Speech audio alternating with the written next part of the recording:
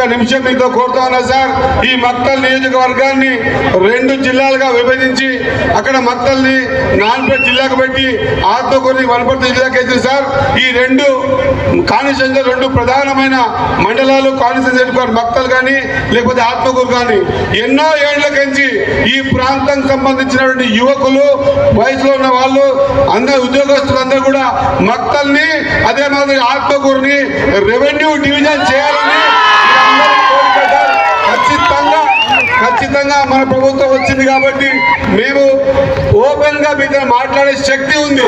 దయచేసి సార్ ఎన్నో ఏళ్లుగా మూలపడ్డటువంటి ఈ నాన్పేట జిల్లాలో ఉన్నటువంటి మక్తల్ని అదే మాదిరిగా వనపర్తి జిల్లాలో ఉన్నటువంటి ఆత్మకూరుని రెవెన్యూ డివిజన్ చేయవలసిందిగా మీ అందరినీ కోరుకుంటూ సాగుకు యోగ్యమైనటువంటి కెనాల్స్ కానీ లిఫ్ట్ ఇరిగేషన్ అన్ని డీటెయిల్స్ మీకు ఇచ్చినా సార్.